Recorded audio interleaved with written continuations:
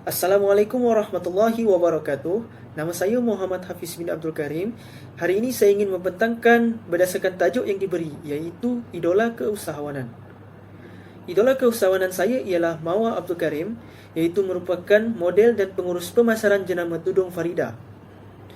Nama sebenar beliau ialah Mawar binti Abdul Karim. Beliau berumur 27 tahun yang berasal daripada Pulau Pinang. Kini, beliau menetap di Bangis, Selangor.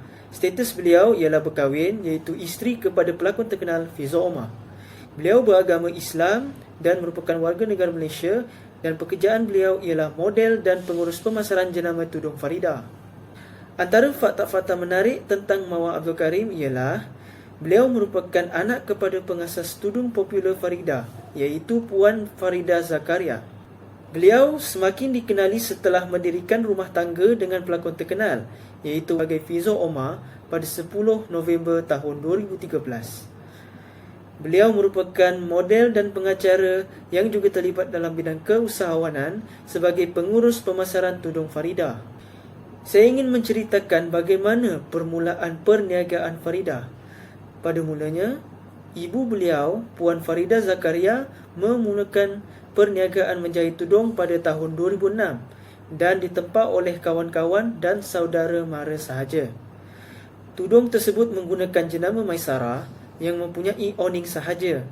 Dijual dengan harga yang agak rendah walaupun menggunakan kain jenis chiffon yang berkualiti, dan keuntungan sangat kecil sebagai percubaan memperkenalkannya di pasaran.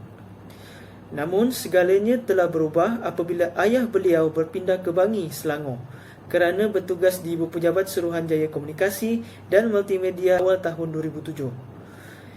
Mereka menyewa rumah di Bangi dan meneruskan perniagaannya.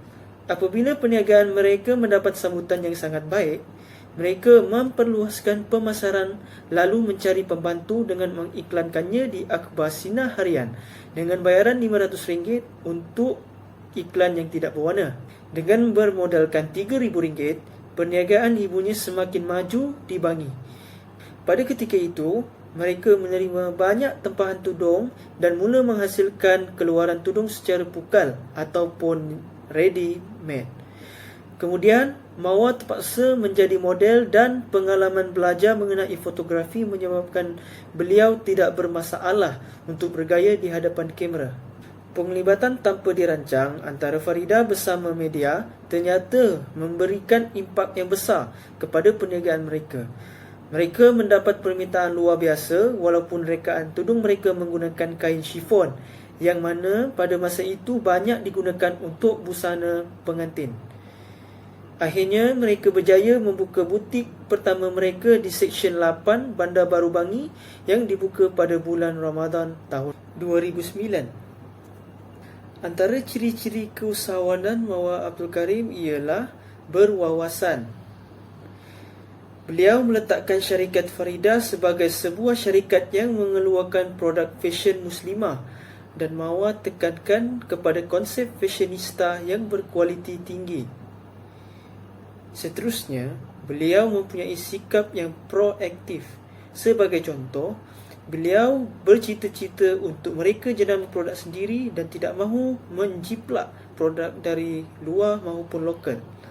Dan akhir sekali, beliau bersikap kreatif dan inovatif. Contohnya, produk ini bukan sahaja untuk menutup aurat wanita, malahan turut menjadi penyeri penampilan mereka. Terdapat pelbagai jenis kain yang digunakan seperti kain kosong, kain bercorak, kain bermanik, bersulam dan lain-lain lagi. Kesemua kain tersebut diperbuat daripada kain import dari Itali, Korea, Perancis dan Thailand.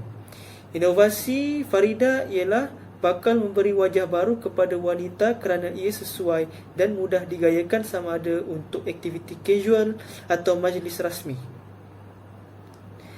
Antara kejayaan Farida ialah mempunyai lebih daripada 100 pekerja, 300 pengedar yang berjaya menjual hampir 20,000 helai tudung setiap bulan, terutamanya di cawangan Farida Bangi, Selangor.